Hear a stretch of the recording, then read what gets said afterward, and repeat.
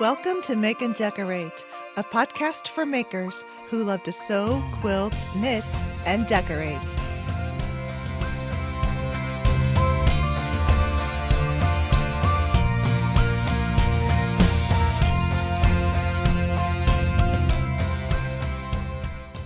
Hello, everyone.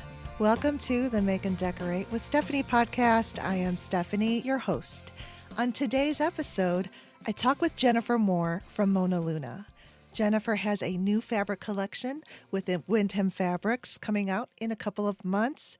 And I had a look at the designs on the Windham Designers page, and these fabrics look gorgeous, and they're so perfect and inspirational for summer projects. Let's start, of course, with Chit Chat.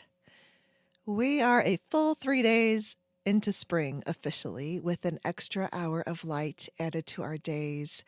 I feel like after we switch back to daylight savings time, the darkness of winter has ended and light has ushered us right into spring. It's always nice when the seasons transition, not only because of more daylight and warmer weather, but we get to change our wardrobes again. And because I know after 3 to 4 months of wearing our winter garb, it's always nice and fresh to be able to switch over to our spring and summer clothes. My birthday is on Saturday, and I have received a few gifts early. Some of them are sewing related that I want to tell you about. I received a set of Sakura designed Kohana notions, a pin cushion, glass head pins, and mini scissors. These are from the company called Kohana. It's a Japanese maker of sewing notions. They make beautiful handmade pin cushions, glass head sewing pins, scissors with leather sheaths, and more. I've got a pair of their white limited edition mini scissors. It has a little tassel and a leather sheath. And when I say mini, they are very mini. They're about 1.5 inches long. And you may think at first, how good can these little teeny tiny scissors be? They're very good. They are perfect for snipping embroidery threads, yarn, English paper piecing thread, and because of their small size, they are easily toted around with your travel projects. So I've had those mini scissors for about 4 years, and I absolutely love them and use them all the time. Recently, Kohana introduced a new limited edition set of notions in the Sakura collection, and this is from Brooklyn Haberdashery. Brooklyn Haberdashery, I love. They have a great online shop where I've ordered things in the past, and they have a set.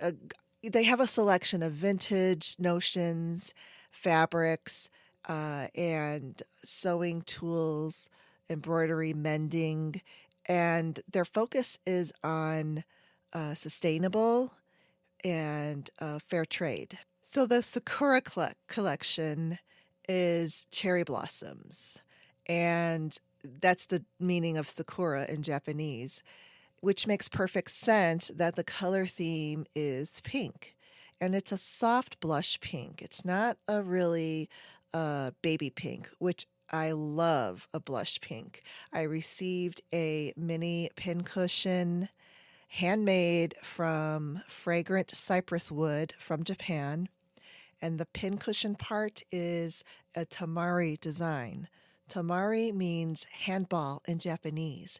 They hand stitch embroidered beautiful designs in different color threads. And mine almost looks like a summer snowflake, but it is a cherry blossom or sakura design. The threads are dyed from natural plants, and the threads that are on my pincushions are, again, that blush pink, a very soft yellow, and white threads. It's a beautiful design. And I also got another mini scissors, but these are in the limited edition color with the Sakura pink. They're beautiful.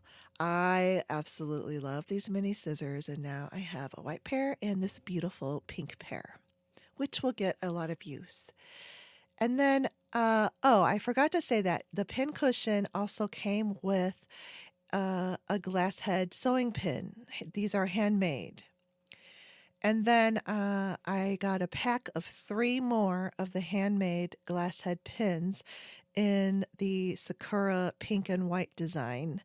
These glass heads are bigger than normal ones, and they have the colors sort of swirled into them, and really no one pin is the same.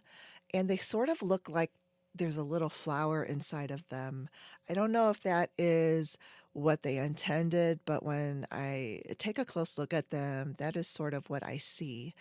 They're beautiful. They are really very nice. And it sounds silly when I say it's a package of 3 pins, but they are little works of art, and I really love them. And they're very functional. So these pins will stay with their matching pin cushion. I think these artisan made notions are a great gift to receive and to give. I consider them collectible heirloom notions, and they can get a lot of use. I can admire them every time I use them, and it makes sewing that much more delightful. The next gift is one that I treated myself to, and it is a set of Aurifil 12 weight thread from the last Homely House. I talked about this on the last episode. Now I have received this beautiful set. These threads are so vibrant and beautiful. I cannot wait to use them. What I initially thought was the third blue color is actually a neutral gray. When I saw it, I said, this looks like color 2600. Indeed, it is 2600. And why do I know that number, like off of the top of my head? It's a light neutral gray color that goes with everything. And it was my very first Aurifil thread purchase from about, I think at least 8 years ago. And it's sometimes difficult to find an Aurifil thread set where I like or need all of the colors. So well done, Kate. I love every single color in this set. I hope you enjoyed the last episode on puff quilts. I did hear from a listener who is interested in a puff quilt along, and I imagine there may be some others who would like to join in as well. So I began to make a sample puff quilt in a small size. I pulled fabrics entirely from my fabric stash, including scraps from other projects. I did a bunch of quilt math to design 2 pet size puff quilts, a small size and a medium/large size, and then a throw size. I got all of the squares cut and started sewing the puff columns. I have 1 column chain pieced, and that's kind of where I ended up with over the weekend. It does go quite quickly, and it is very fun to make so far.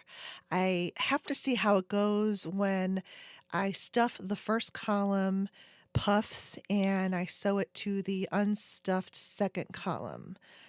So keep that in mind, and please feel free to DM or email me with your interest in a quilt along for this. I have an interesting tidbit to share with you from one of my interior design projects. This is the project I mentioned back in December where the home is decorated in a colonial Williamsburg style. It's a beautiful home.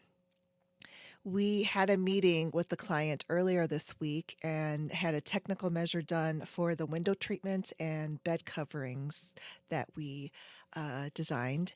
And at the end of the meeting, we noticed a beautiful baby dress. And I said, "This is Liberty Tana lawn fabric. I love it." Well, that was it. The client and I had a nice chat about our love for Liberty fabrics. She makes dresses for her granddaughters, and now there is a 7th on granddaughter, I guess, or grandchild on the way. They're so cute. She does intricate hand smocking and hemming and adding beautiful Swiss embroidered edging to these dresses, along with entredot trims to the sleeves. Entredot, doesn't that sound so fancy? I was oohing and ahhing and mentioned that it reminded me of the Martha Pullen PBS TV show. Do you guys remember ever watching that? This show, Martha would show antique baby dresses with entredot. I remember she would point it out with her little pointer, and they were mounted very neatly on these presentation boards.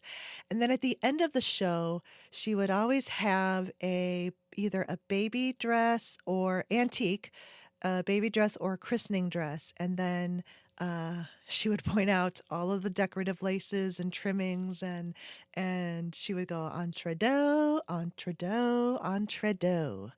And that's just every time I hear that word, that is exactly what I think of. And my client said that she went to the Martha Pullen Sewing School, a 3-day course with all of these techniques, these heirloom techniques, and they have been converted to be done on a sewing machine. It's so clever. I love it when we can keep those old arts and crafts alive. And even if it's with modernizing the techniques, it's still important to keep them around and for the next generation to learn it. Oh, and I should explain exactly what entredot is. Entredot is a French word and it means between two. It's spelled Entredeux. And it is a narrow strip of batiste fabric, which is a really lightweight cotton fabric, I think, that is normally used, with tiny square holes down the center of the strip. And then it is attached. The purpose of it is to connect two things together. For instance, connecting lace to a fabric. And that is the joining piece of the two. And it's decorative, so it looks really beautiful. I was so excited when we left. I just was on cloud nine. It was just so fun to talk with someone new about Liberty Fabrics. I saw an interesting update on the happiest locations in the world. So I thought I'd mention this here. For the 6th year in a row, Finland is number 1. So Finland is the happiest country in the world. And the determinators are healthy life expectancy, GDP per capita, social support, low corruption, generosity in a community where people look after each other, and freedom to make key life decisions. Nordic countries are all in the top 8 happiest countries in the world. I thought this is really interesting and fascinating. So Denmark and Iceland are number 2 and 3. And we in the United States are number 15, which is not bad at all. We're in the top 20. But Australia, Ireland, and Canada are directly in front of us. And directly behind us is Germany, and a few places after that. Number 19 is the UK. I may be interjecting here, but I think that these Nordic countries have strong cultural traditions in the arts and crafts, and they keep it alive. The knitting is very alive and well, and other handcrafts and just artisan arts and crafts activities are commonly done in these Nordic countries versus, here in the States. We have seen a resurgence in it, but not quite like how I see it done in the Nordic countries. And maybe that's just because of some of the YouTube channels that I follow. All right, and that will conclude the chit chat segment. Next is my conversation with Jennifer Moore from Mona Luna, and you are going to love our conversation. There are so many things that we talk about, and it's so exciting to follow her career path in um, surface design and getting into textile designing and sewing and quilting. So here we go. Today, I am chatting with Jennifer Moore, the owner of Mona Luna Design. And Jennifer is an artist and designer that lives in Walnut Creek, California with her family. She was a surface and accessories designer prior to launching her own design company and organic cotton fabric company, Mona Luna Designs. And then near the end of 2022, after 12 years of designing and running Mona Luna, Jennifer became a fabric designer with Windham Fabrics. And her first collection with them ships to quilt shops this summer. Yay! Hi, Jennifer. Welcome to the show. Hello, thank you. Oh my gosh, I'm so excited to talk with you because I have loved your fabrics over the years so much. And you know, it's I'm on your email list. And when I got that announcement, I was just like kind of bittersweet of like happy for you and oh my gosh, this is a big deal. And then kind of like, wait, but Yeah. where are my where are my little my I almost consider them kind of like couture fabrics. Uh, that's Where nice. are they going? Yeah, well, they'll still be here. That is the nice thing. It is kind of bittersweet because it's a big change, but my hope and my belief is that it'll just make the fabrics better and more accessible to more people, which is, ultimately pretty important for, especially for organic fabric. Like I always want to make sure that I can, you know, offer it to as many people as possible. So Right. yeah, Yeah. And it's good so to they'll have be that around. out there. Um, and before I forget, though, I just want to mention to my patrons that Jennifer's going to give away a fat quarter bundle, correct? Hmm. And it's going to go to one of my Patreon subscribers this time. So, patrons, stay tuned for that in your next bonus episode. Okay, I just didn't want to forget because a lot of times I forget and then Sure. I have to like backtrack. But anyway, so we're going to take a look at your art and surface design journey because I feel like it's so interesting and you have such a wealth of experience behind you. So just tell us how your career in design and art began.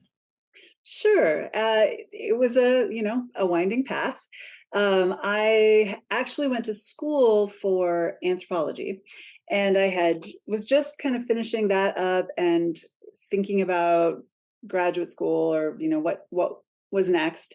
And I wasn't ready. I felt like I needed some time to kind of figure out what I was doing, and in the course of that, I got really interested in interior design, and so I ended up finishing my degree in anthropology and then going back and starting at taking classes in design and interior design. And as things happen, I had been working for a restaurant that ended up closing and I needed to find a job. And the next thing I know, I had a job as a creative assistant working for a toy company. So, and I had had just enough experience with a few design classes and I had done internships, at various creative agencies. And so I had this job, which turned out to be just an incredible learning experience. I learned a ton on the job, designing toys. I worked with pattern makers in Korea, and I got to travel overseas. And that was where I did my first repeating patterns, and I learned a lot Wow. about fabrics, and so just learned a ton there. And then from there, I went on to work for Target, doing kids' clothing. So it was kind of a, I'd had some experience with the patterning and the fabric, and then surface design is something I've always loved to draw and paint. And so that was just kind of a, you know, just part of my life. And so I was able to apply that in this new job. So I worked for Target for a few years, and then eventually I had always wanted to move back to the Bay Area. I was born here, and we traveled here a lot when I was a kid, and I was really interested in moving back. So eventually I found a job at Pottery Barn Kids and ended up moving to work for them, and came to California. And that was a whole separate kind of thing. I did decorative accessories for them. Oh, And so lots of some nursery things, jewelry boxes and painted signs and all of the little small accessories that you find at a store like that. mhm. And then finally, I my husband and I got engaged, and we moved to Oakland. It was a little bit of a trek, so I left that position but continued to freelance for them. And while I was freelancing, I got really interested in sewing, and um, kind of taught teaching myself, and I made my wedding dress so that I was in a fabric store a lot. And Wow. yeah, that just kind of got me really interested in textile design and in pattern, print and pattern. And that sort of started the whole thing. So yeah, that was the winding path to get me to kind of where I started Mona Luna. It's so cool though. I didn't know that you went to for interior design because that's what I did after I got my 4-year degree in Yeah, well, in that business. And that then was what I was really interested in. Yeah. yeah, and then I went back and did a whole interior design. And I feel like that the interior design, especially like the first like year and a half, really gives you that solid foundation of just design concepts in general, scale, proportion, and you Exactly. know all of that. So I can see how you sort of just you know took off from there. And how is it with Target and Pottery Barn? I mean, was it like, did you work in teams or did you work on your own? Or, were your ideas sort of like have to pass, approvals and take it Yes. back if it's not right? Yes. There's a lot of that. Yeah, it's very different. I it was a really interesting sort of uh, breadth, I guess, of experiences, because the job that I had at Manhattan Toy at that time, and this is a toy company, they do a lot of soft toys for, puppets and, dolls and various kind of soft toys. And when I worked there, it was very small. They're a lot bigger now, but there were really, I mean, really, there were two of us in the design department, me and the woman who hired me, and then we kind of grew. But that was an experience of a pretty small company and wearing a lot of hats, and I absolutely loved that. And just kind of being responsible for the product all the way from, the idea through the finished product. And then Target, of course, is a much bigger company. And so Yes. your role is smaller. So then you Yeah. have a lot of oversight. I mean, we could kind of do, well, yeah, we did have a lot of creative freedom in when I was at the toy company. Target, of course, is different. But and definitely more of a team kind of a situation. And then, Pottery Barn Kids was kind of in the middle. It was a little Oh. bit of a definitely still teams, but you had more Mhm. autonomy. But um, in that, when you're at a company of that size, there's a creative department, and then there's also the buyers, and they're the ones who are kind of thinking about what's going to sell well for them. And so it's kind of a balance between the creative part and the actual what's going to be a good product for them. And now, as you know, like, being a solopreneur or kind of then you're doing all the things. So it's which is wonderful in many ways, and then also daunting too. So um, yeah, it's been interesting to kind of see which positions and which size kind of Mm-hmm. organizations are Mm-hmm. the best fits for me. I really do like wearing a lot of hats and sort of being a part of the whole kind of uh, project, I guess. Yeah, yeah, I do too. And it seems like after you got into the sewing is when you really then kind of made that connection to doing surface design on fabrics, which is really Hmm. cool. So, talk about just designing for fabrics. You said you like to draw and paint, and is that how you or design your fabrics, or do you do graphic design on the computer, or kind of a combination of So both? it is a combination. And I would say most of my collections, I start with painting. And it might just be simple painting. I mean, the simplest way to do it sometimes is just in black and white. If it's you know, a fairly, simple graphic, I guess. Hmm. But sometimes it's a more complete painting.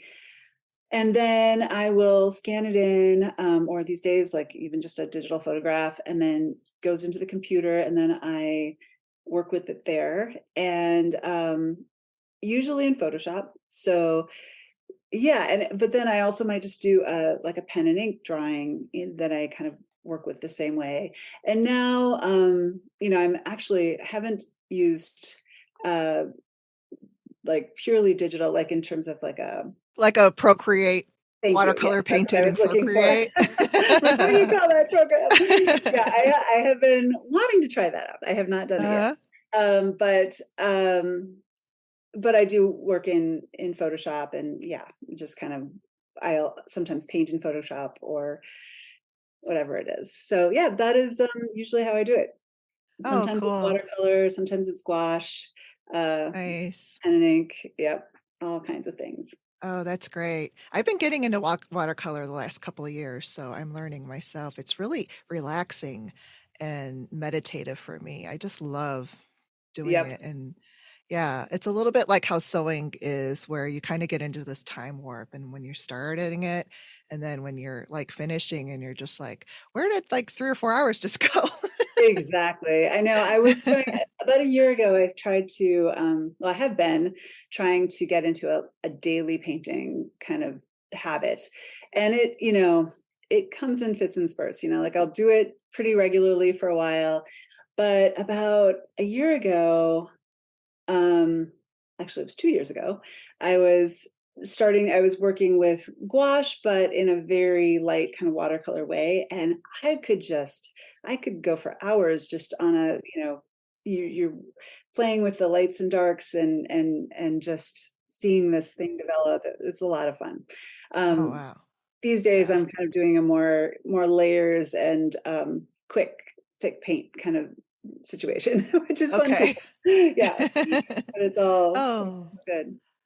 very good. When you started Mona Luna then, um, talk about when and why you wanted to kind of take that on Mhm. and how that became your passion. Yeah, so let's see where we left off with the career path. I was sewing and just kind of l- you know learning more about fabric. I was spending a lot of time in fabric stores. I discovered Amy Butler and was all Ah, excited. yes. And actually, it was kind of so I had bought some cards in a gift store, and I had bought some fabric, and I bought a book at a bookstore, all within a couple weeks. And I was sitting there in my studio, and I like all of a sudden realized that they were all the same designer, and it was Amy Butler. And I was like, oh, that's a cool job. And honestly, I think that was the first time I really paid attention. I was like, oh, surface design. And I had done, I mean, I'd had jobs in it, but I didn't really know that there were people out there who were kind of, had their fingers in all these different things. And I was like, that would be super fun. So, and at that time, so it was right, as I mentioned, I was freelancing. I was getting ready to, get married, and I was working on my wedding, getting all of that stuff done. Um, and I started working on like a series of prints that I thought would make good fabric. And I ended up licensing those prints to a fabric company, Robert Kaufman, actually. And Oh. so I licensed with them for a couple of years before I started Mona Luna. And I was really at the same time learning about organic cotton and learning about the problems with conventional cotton production Mhm. and how it does use a lot of pesticides, a lot of chemicals. And so I got really excited about organic cotton, but it just wasn't kind of working out to have my prints with organic cotton for them. And so Mhm.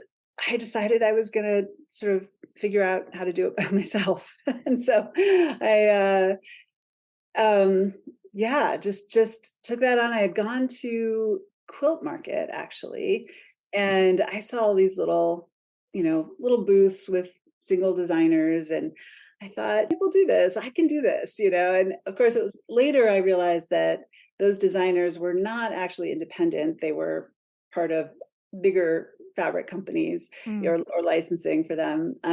So I think I didn't quite have the full picture when I started out, but that's probably a good thing because Mm. I might have been a little too daunted otherwise. But yeah, so I jumped in, and I thought it would be my first collection. I figured I'd do as a little side project, and I'd keep freelancing, and I'd have this fabric that I could sell to people.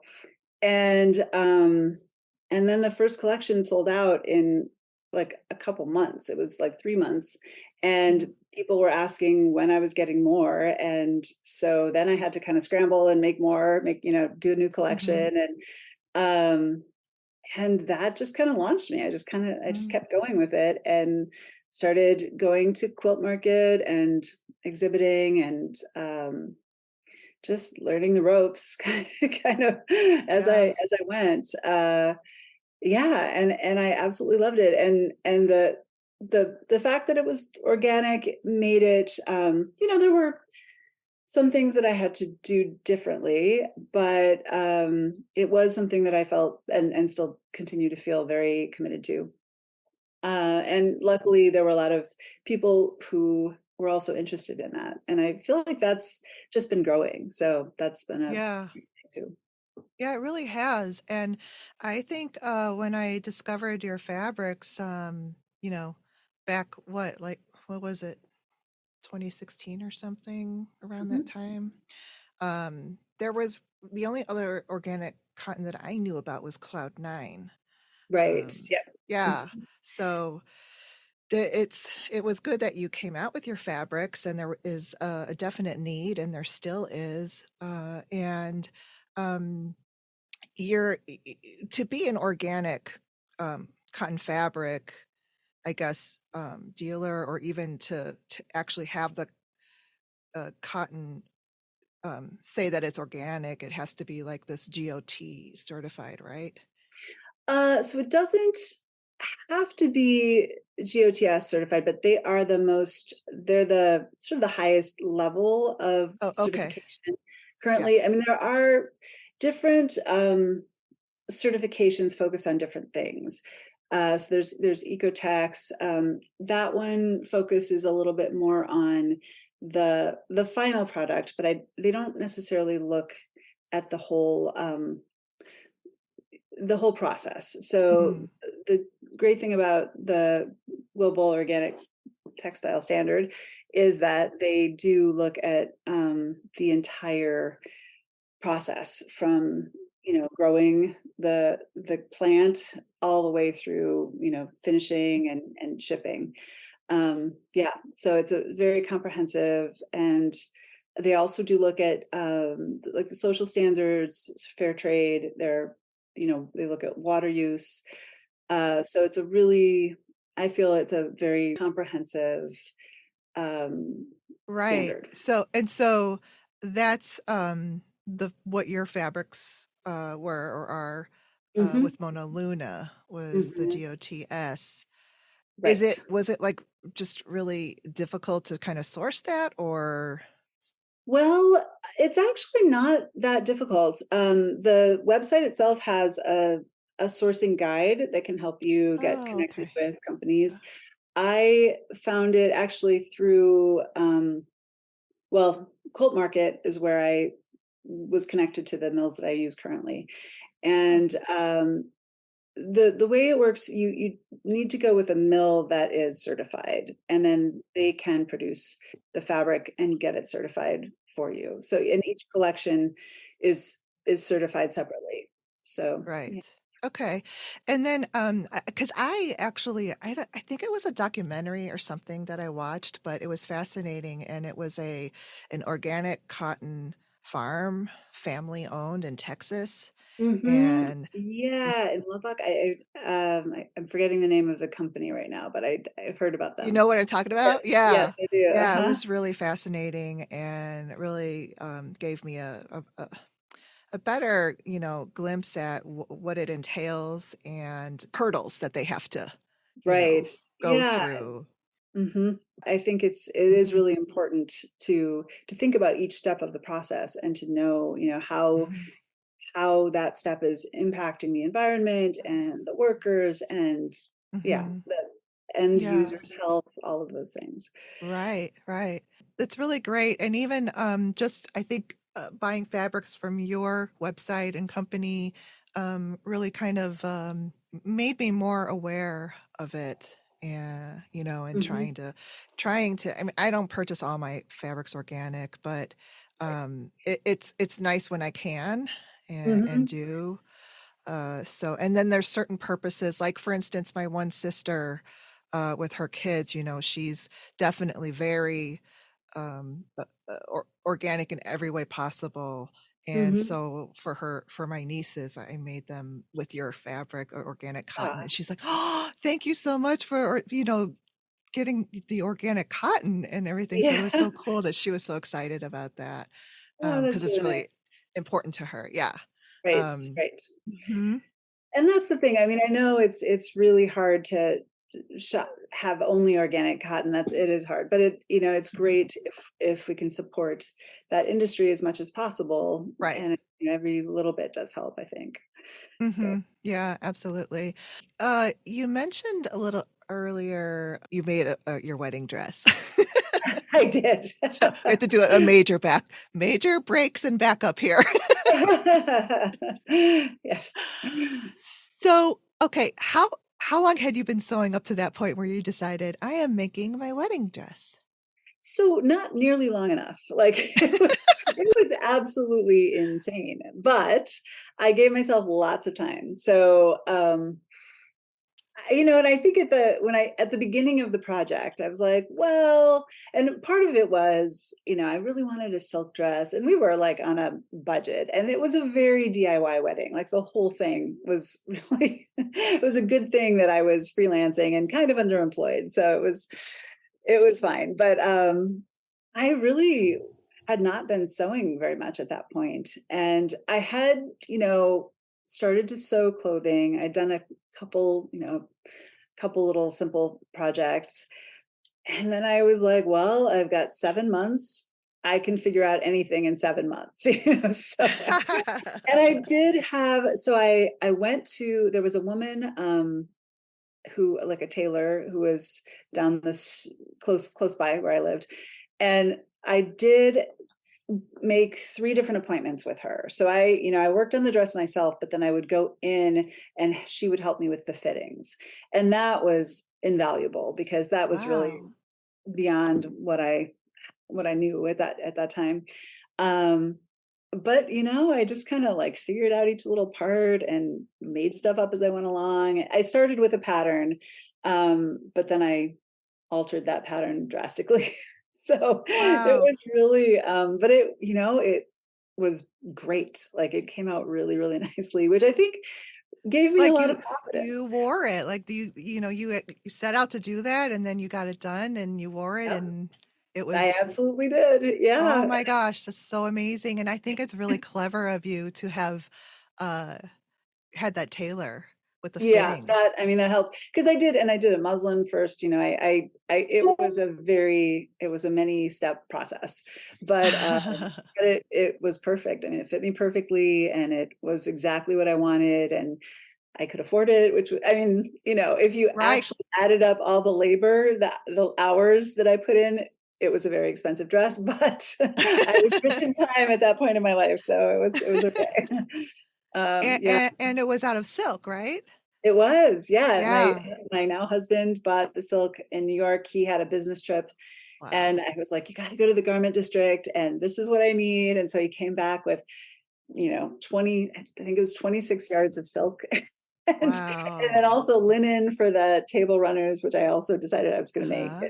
Um, yeah, so it was quite the, and you know, I went to Britex and bought little pearls for the, yeah, it was just it was a whole thing. But it was fun and it was a great experience and gave me a lot of confidence with Mhm. sewing. And yeah, I wouldn't recommend it to just to anybody, but I mean to everybody. But if you have the time and you know, Mhm. um, and don't, you know, I think I wouldn't have been devastated if the dress hadn't turned out that well, but it was really nice that it did. So. Yeah. Yeah, that I just wow, to that that I think right there even is like a foretelling of you then later on starting your business and not knowing everything, but you just were of the mind and spirit that that's what you want to do and you're going to figure it out and make it happen, and you did. Hmm. um and the making the wedding dress is just amazing. I just it's just so wow. And I I've been It was a sewing little for crazy. yeah, I've been sewing for a little bit, but I never knew how to fit and all this other stuff. And this last fall I made the dress that I wore to my brother's wedding uh Mm-hmm. in October. And I gave myself a lot of time like you did, and then I always gave myself an out. I can always, buy, but I Right. really wanted it, and it was out of Liberty Tanalon. Oh, So, you know, nice. so it kind of gives you that feeling because, like with you, with that silk from New York, it would have been crazy expensive if you were to have Y- purchased that, Yes, from exactly. Vera Wang or something. Right. Or really anybody. Yeah, we were, it was just definitely out of the budget Yeah, conversation. Yeah. yeah. So, you know, Uh-huh. and that was the thing. I could have, like you say, I could have gotten some bull cotton white dress somewhere and I would have been happy. But Mhm. it was a, yeah, it was a challenge and it went Mhm. really well and it was a really good experience and it made it Yeah. very personal, you know, Mhm. to me. So I took some, like I'm there's some sure. lavender from our garden that I sewed into the hem of it, you know, so it had like a lot of little personal Oh, touches I that love were, it. you know, I couldn't have, I wouldn't have had that if I had just bought it. No. So yeah, Right. so well. Oh, that is so cool. I love it. That kind of like segues us into sewing and making things. And I'd like to know kind of like what you like to sew, and do you make a lot with your designed fabrics, or like when you started Mona Luna, did you make a lot of things with your fabrics? And also sometimes designers will only make stuff now with their own fabrics, but tell me how you do it. Yeah, well, so here's the thing. I realized that I had a lot more time to sew before I started my own business. And it is true that now I do always make things from my fabric, but most often they're not things for me. They're things that I'm making because I need to do a photo shoot and you know I'm sewing it for a model to wear Mm, or so there's a lot of promotional sewing that has to happen yeah. and that tends to take my sewing time now and to be Mhm. honest I kind of burned out for a little while so I think that that was some of this whole shift that I'm making now is I got to a point where I just was like, I couldn't sew. I kept trying and I'd have ideas and I'd want to do it. And it was like I had an allergy to sewing for a little Yeah. while. I'm over it. I'm actually sewing again, which is good. Oh, But good. it was Yeah. like, I think I just got really burned out because I was sewing a lot on deadline and not for not for a purpose, kind of Mm, more to sew a sample for a mhm. photo shoot or something, which, can be fun, but if that's all you're doing, it really takes some of the joy, some of the creative joy out of it, Yeah. and the intent. Um, Mhm. so yeah, so over the years, I started out sewing, and I sew mostly it's apparel or tote. I like making tote bags or accessories. I did do quilts, so that was I started out doing quilts actually even before the whole wedding dress thing. I've sewn fewer and fewer quilts as I have more. It just is very time consuming. So now I could do a garment in a few hours, whereas a quilt is a bigger project for me. So Yeah, for sure. I actually just sewed one recently with the in the garden collection, and it was like, oh yeah, I really love doing this, but it had been a while. So um, yeah, so I do, I have sewn all kinds of things, and I have used my fabric for a lot of it. But I think I'm at a point now where I want to be more balanced, and I want to sew things that I'm excited about sewing, Mhm. and some of them can be with my fabric, but I some of the pressure is off now. That's the other thing about this kind of new partnership is that there are all sorts of people who can help out. I don't have to do it all myself. Oh, that's So great. yeah, Yeah. Yeah, that's just the thing of doing it all is the burnout, and, yeah. I've I been just there with didn't some stuff too, yeah. Yeah, I didn't And even see it coming, and all of a sudden I was just like, "Oh, mhm. no, I can't do that." So, Yeah, and you're like, "This is supposed to be fun and fulfilling and, yep, not stressful and, just, can't wait to get it done." right, exactly, and for me, I always came to sewing more as it's a creative outlet. I'd have Yeah. an idea and, something that if I could just go out and buy it, it wouldn't. It's like you want to sew something that's special. You have this Mm. idea that's something you can't get. So Mhm. um, that was kind of what drove me, and I feel like I'm starting to get that back, where I'm like, oh, I have this cool idea for something that would be great in this particular fabric, and Mm. then you get that spark of sort of inspiration, and that's what makes it fun for me. So it's yeah, so I'm getting Oh, back to good. that. Yeah. Is there anything, else you do as far as, like, making things? So, like, I just started knitting in 2020 in the pandemic, and I love it, and it's like my new just, like, little hobby for not work, but for, Uh-huh. Uh-huh. yeah. Yeah, I actually have a lot of things like that. And for me, I wish I had so much more time than I have because Oh, there's so many things me that I want to too. do. But Yes. I garden.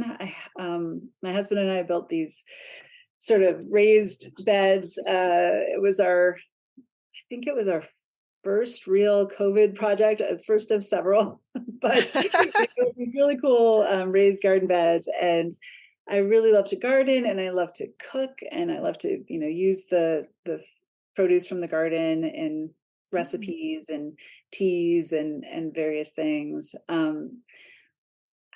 We build a lot of things, like we built our chicken coop, and where we took out our grass and built kind of a Mediterranean garden, kind of, Ooh. it's yeah. And so there's a lot of stuff like that. And then painting.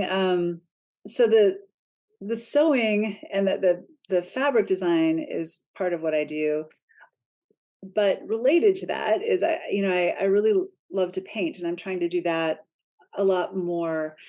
I narrowed that down a little too far for a while, where I was just, I was doing surface design on a schedule to, get the collection done so that I could have it ready for quilt market. And it got a little too,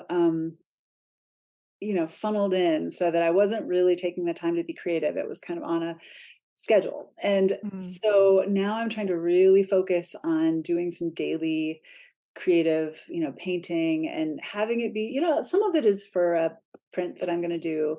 But some of it's not, and some of it can be just playful and it's a whatever. I'm painting a vase of flowers or a bunny or something, and it doesn't all have to have a purpose. And that's kind of doing that has been a good way to kind of get me back to feeling playful about it. And it just sort of is a better kind of filling the well of creativity. I think it fuels it for me more. Right. Yeah, because you were depleted Yeah. before and you had to kind of fill it up again and like you said, refuel. And just have Which fun I with it. Yeah, yeah. It's just sometimes you forget that the reason why you were attracted to it to begin with was the fun and the art of just being free with your creativity and stuff. Yep. And to go back to it is really great. So that's really good that you're able to do that now. And because I just I hate to see when our our society is just so fast paced, and it still sort of bothers me at the pace at which fabric companies pump out collections. And Yes. you know, yeah. That is a real issue. And I know it's an issue for the shops as well. Hmm. And I feel like when I first got into this industry, I don't feel like it was quite like that so much. But I Hmm. mean, maybe I just didn't see it. But it felt like it really sped up over the last, 10 Yeah, years. Yeah, for in the sure. age And of the digital world. Uh-huh. it's difficult though, because people also really want what's new. So I feel like our attention spans got a little shorter.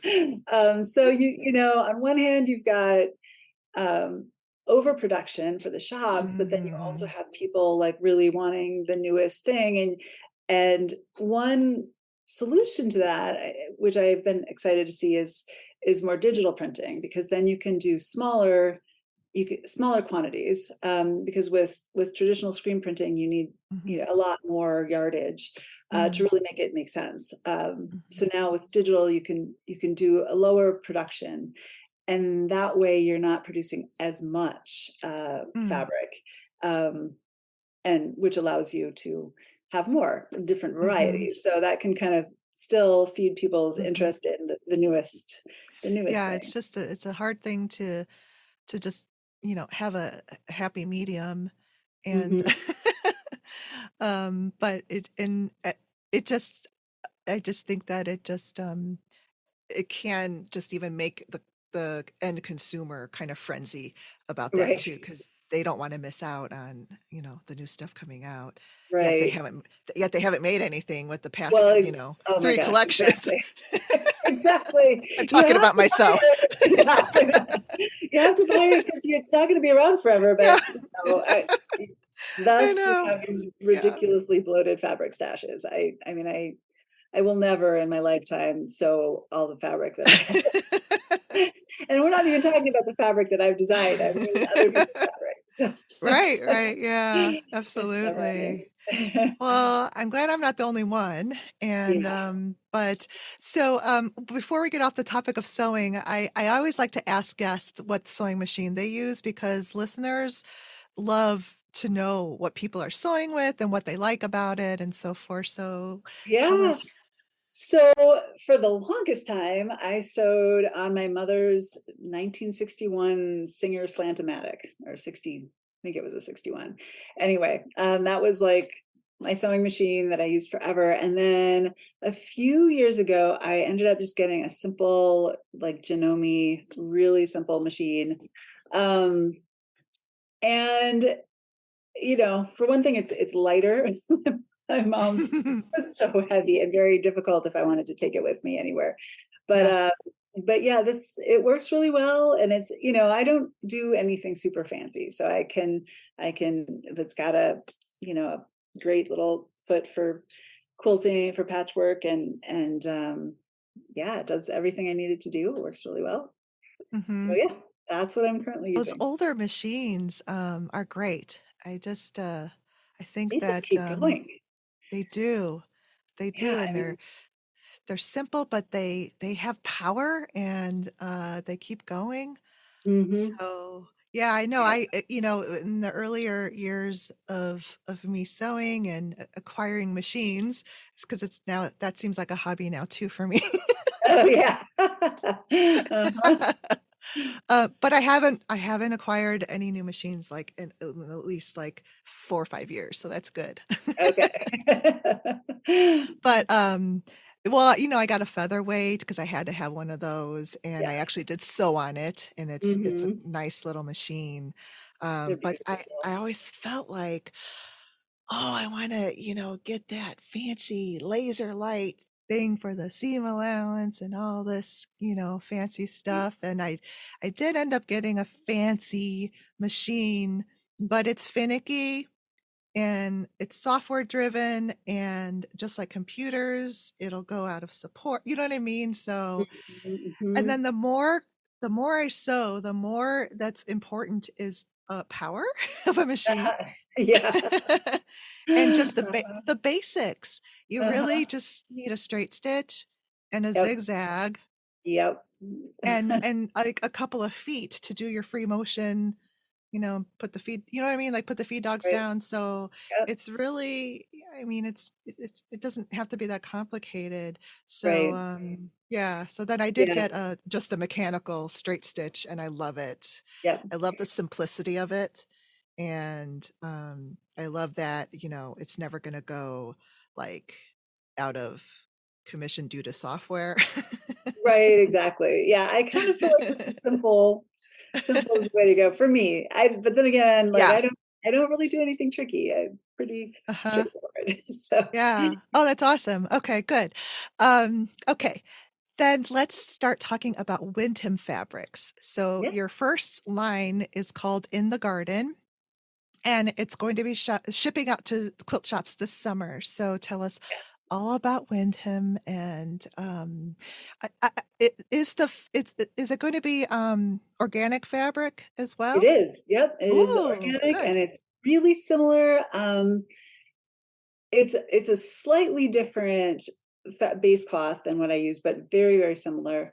Also organic, got certified. And yeah, it's been really exciting. It was, like you said, it was a bittersweet thing. I have loved doing my own thing.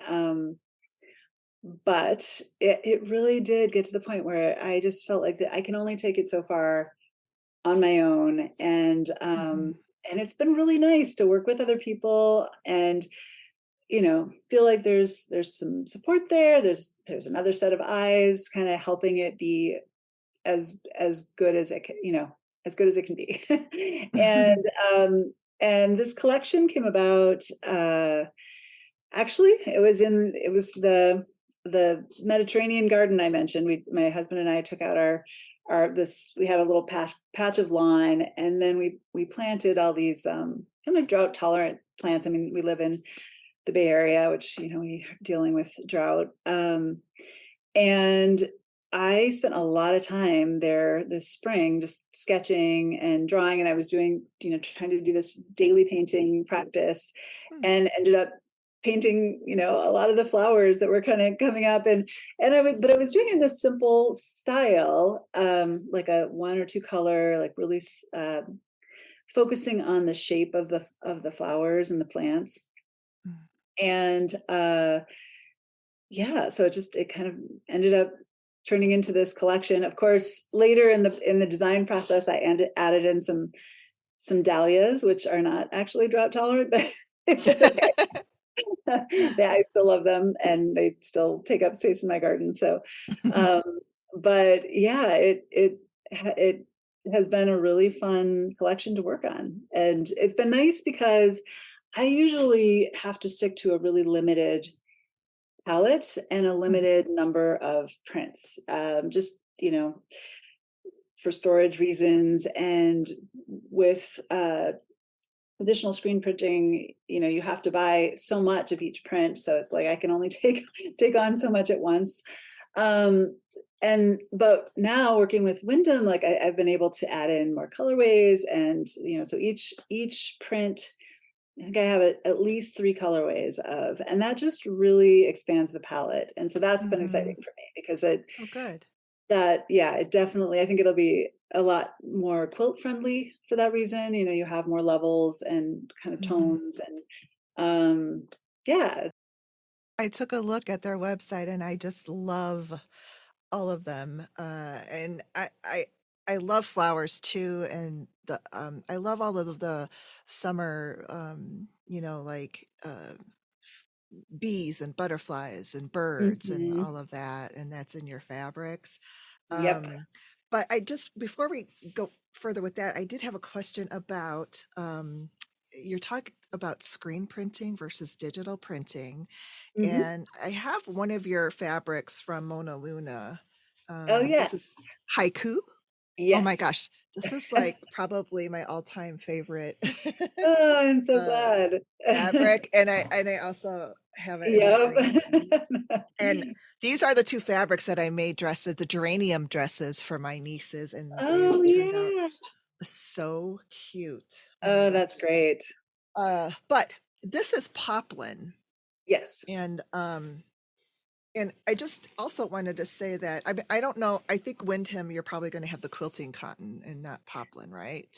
It is, well, it's very similar. It is a poplin, actually. Oh, They okay. call it a uh condensed cotton. But it's a much tighter weave than a sort of traditional quilting cotton. Yeah, Um, so 'cause it that's what I feels a noticed lot like about that. your fabric, is that the weave was tighter, but it also, to me, is was like a kind of like an in between a quilting cotton and a lawn. Hmm.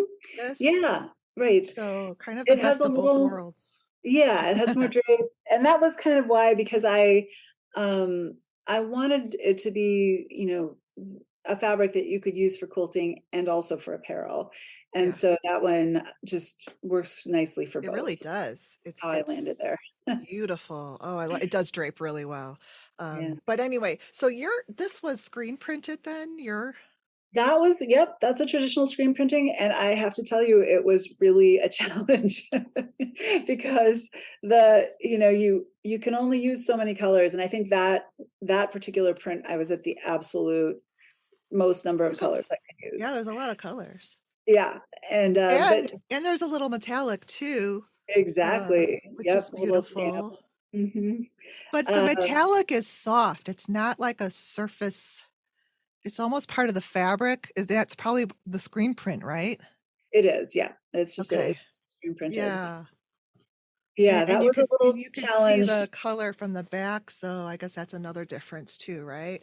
Exactly, yep. If Okay. it's digitally printed, you don't have as much saturation, of the Okay. substrate, so Got it. it tends to sit on top, and the back is whiter than if Mhm. it's screen printed. Is this is kind of like where the fabric uh companies are kind of at, is digital now, because it's just more I efficient.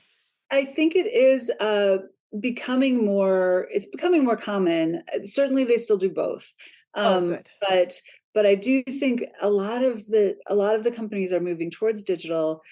It is in many ways more environmentally friendly, actually, to do digital, Oh, because you use less water. The inks are still, they meet organic standards, which means they're not the inks themselves are not organic, so they're not like a vegetable ink, but they meet the standards, meaning they're checked for toxicity and for heavy mhm. metals, and so they meet the standards of organic inks, if that makes Okay. sense.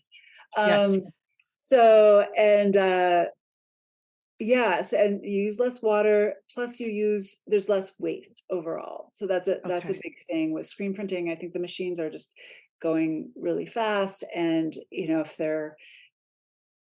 it's hard to catch them. So if there's a flaw, you end up with a lot of Mhm. wasted fabric. And I've experienced that where I've gotten, runs, and there's a flaw every 24 inches and it's just 25.25 actually, but it's a problem. So I think with digital, it's a little easier to catch that. Um, Okay. yeah. Oh, this So is you end up good. with, yeah, yeah. So it Yeah. is good and it allows you to do smaller runs. Uh-huh. In theory, that means less wasted fabric. Good. So, back to your in the garden. I wanted to point out there are these two panels that I absolutely love, and that is Yeah. just by seeing it on the computer screen. So I can't wait to see it in real life. But when they say panels, you're like, oh, it's these squares, and nobody knows like exactly how to incorporate it into their sewing and Uh-huh. stuff like that. But these panels are so cool.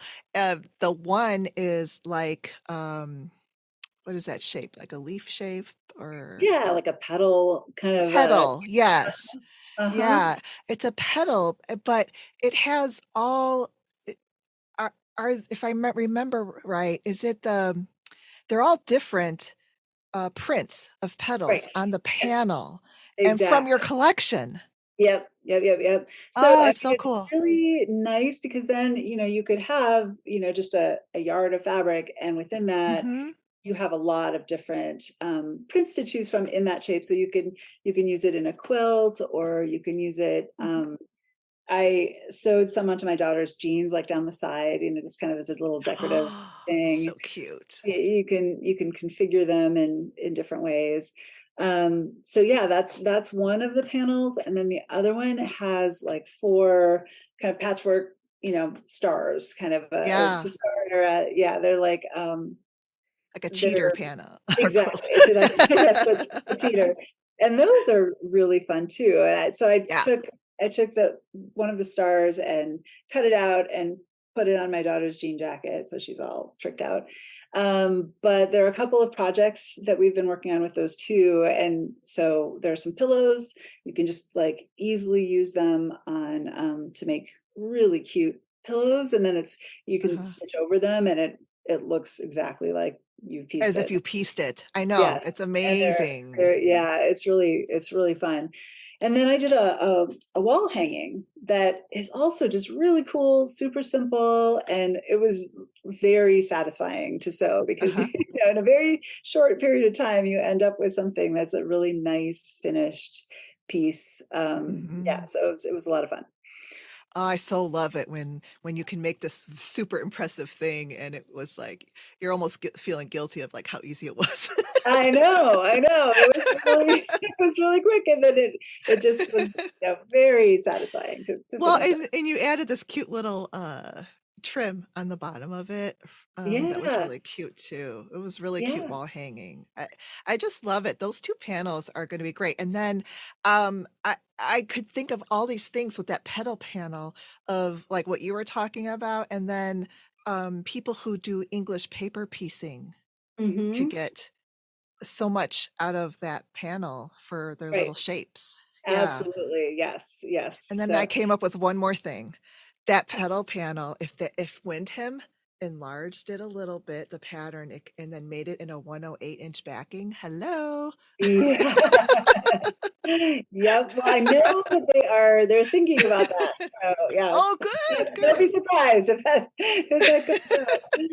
'Cause yeah, that would be Oh, cool. cool. Really cool. Okay, good. So, this I'm gonna post a picture from the Wyndham website of this collection. I think you sent me pictures too. It's beautiful. The colors are really pretty. And the colorways you have kind of like this. I always gravitate towards cool palettes anyway, but like the blue, purpley, that Yeah. colorway I love, and the greens, that one. Uh-huh. They're so pretty. So, I'm trying to get everybody excited about, like, looking at this collection and going out and Right. ordering it. It's Well, it's the perfect summer, I think, collection too. It just really yeah. fits really I think well. it'll be yeah, the colors are really kind of vibrant and rich, and Yeah. warm.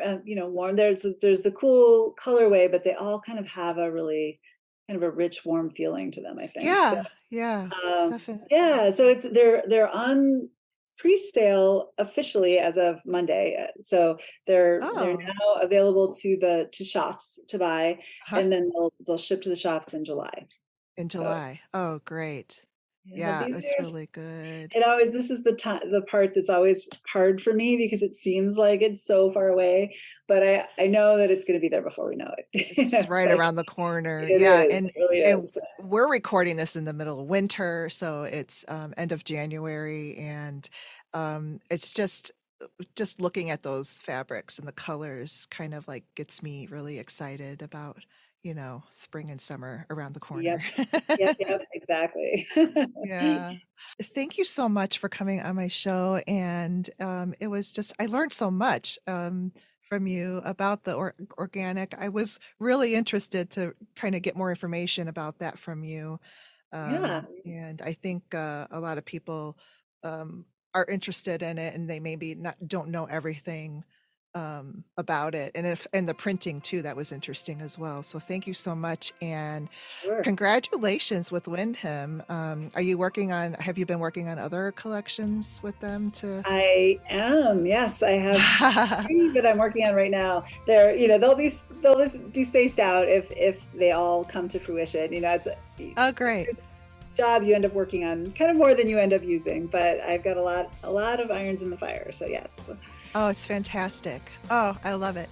Okay. Well, again, thank you. And I'm going to put all of your information up for the listeners, the links and everything. So, uh, Wonderful. You're welcome. yeah. Thank you for having me. This has been a fun talk. Bye-bye. Bye bye. If you love the Make and Decorate with Stephanie podcast, consider joining my Patreon page at patreon.com/make and decorate. All patrons receive a bonus podcast episode every month. The handcrafted tier patrons also receive a handmade gift every 6 months. Thanks for listening, and remember, take some time to make and decorate something. Bye-bye.